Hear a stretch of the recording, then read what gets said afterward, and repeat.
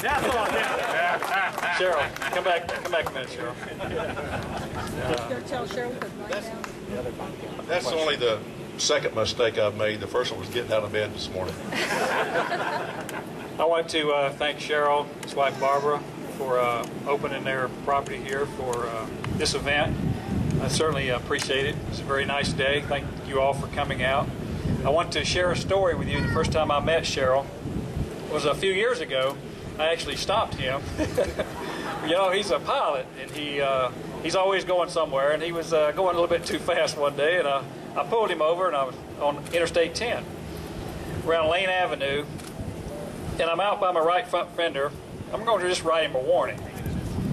And we're sitting there talking, and these flies start flying around my head, but I noticed they're not bothering Cheryl. So I said, "What? How come these flies are bothering me? They're not bothering you?" He said, "Well, those are what you call circle flies." I said, "Well, what's a circle fly?" He said, "You know those flies that fly around horsetails?" I said, "Yeah, but why would they be flying around me? There's not any horses out here anywhere."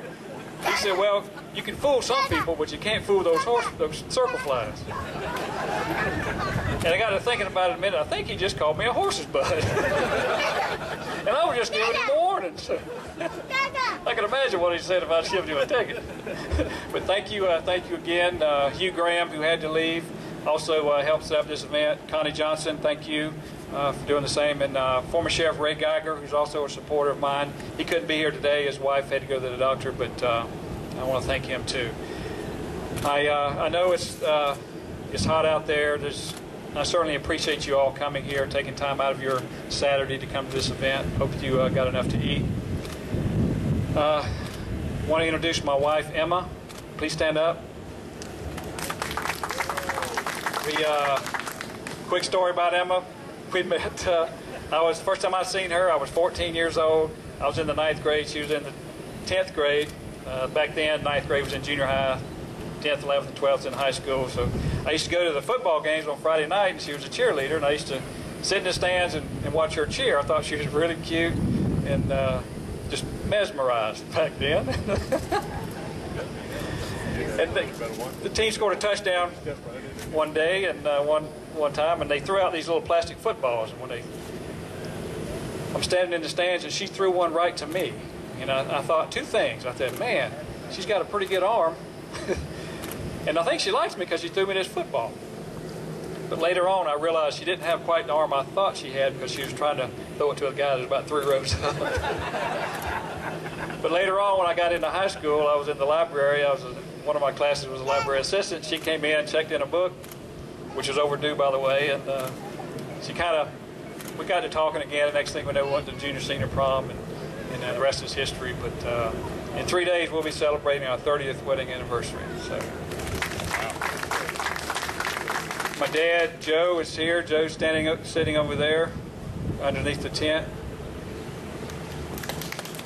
My mom couldn't be here today. She's having back problems today, so she wasn't able to make it over. But my dad was a city police officer for the Fernandina Beach Police Department in the 1950s and 60s as I was growing up. Probably where I first became interested in a law enforcement career. My mother owned a small business. She was a waitress at one time.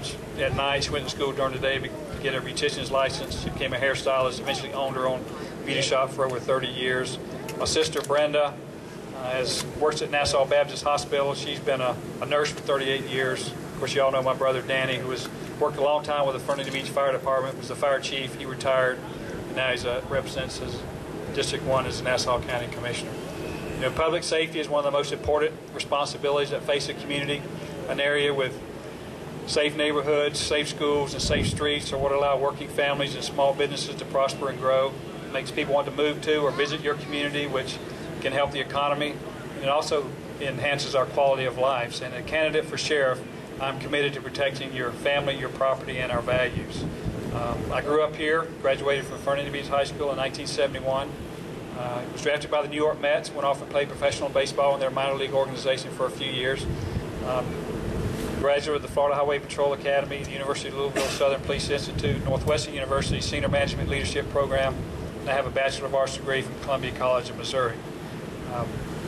My wife and I have owned a retail business in downtown Fernandina for the past 28 years now.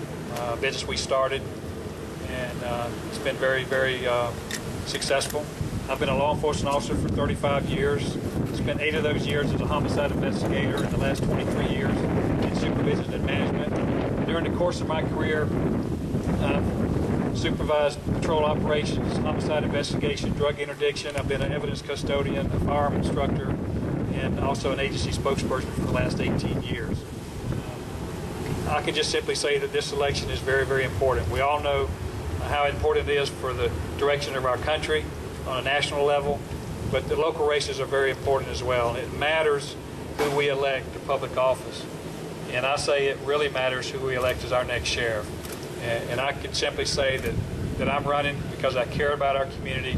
I care about the quality of law enforcement services that are provided to all of us. And I'm in it for the right reasons. And that's all. And I would certainly appreciate your support.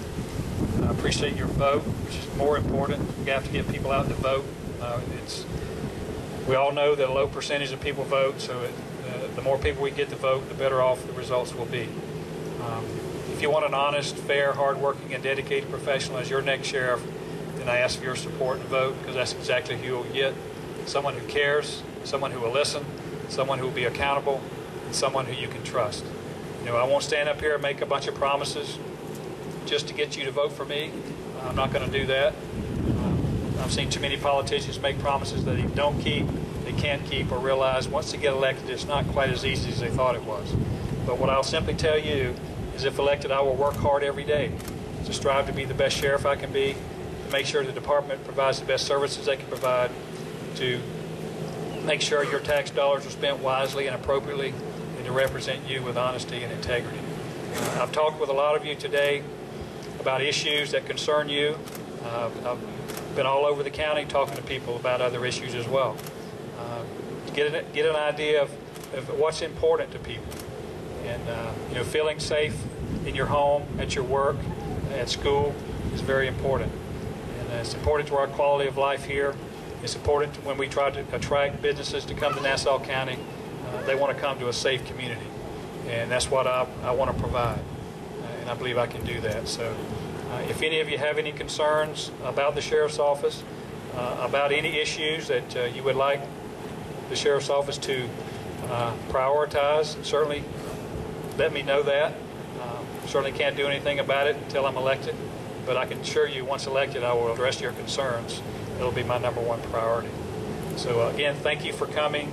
It means a lot. I'm very, very humbled and honored that you would come here, take out of your time to come here today, and I appreciate it.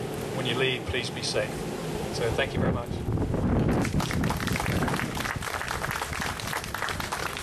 Does anyone have a question you'd like to ask Bill? I'll tell you what, I'll lead it off.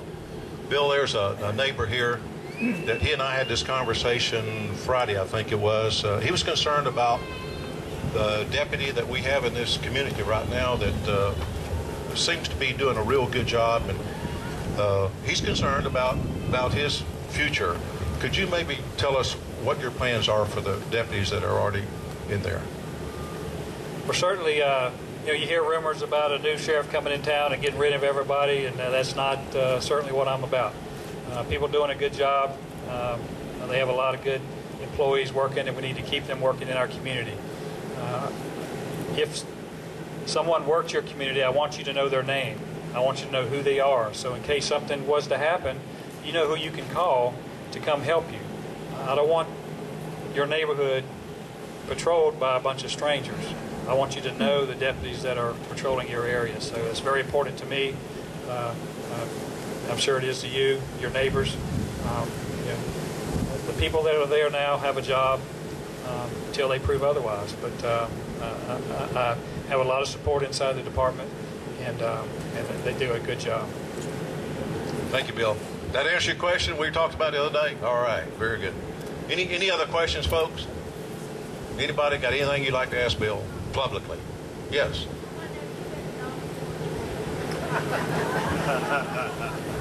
No, I did not feed the dogs before I left today. Or I did not take out the trash either. But I will do that. That's on my list to do when I get home. It's amazing how his wife can do anything, ask anything she wants to, and it's okay. You know, Bill was talking about us knowing the deputies and them knowing us, and I feel strongly about that. And some of you commissioners know how strongly I felt about the Nassau County Fire Department. And these fellows are here today, and you'll see one of them hugging my wife because he's part of a group that saved her life. And when these men know you, they know about you, they can help you a lot quicker than someone who's got to learn what's this all about. But that man, along with 3 others, came to my house when my wife was, she was just there. And thank the Lord, thank these firefighter paramedics that she's doing well today. But they've had to transport her to the hospital when she's in really bad shape 3, 4, 5 times maybe, John. It's been a number, hasn't it, buddy? And we'll forever be grateful to you firemen. And while we're talking about the firemen did the cooking today. The Firefighters Union has done all this work for Bill. And how about giving them a hand? Would y'all do that? Thank you, guys. We appreciate you so much. And one of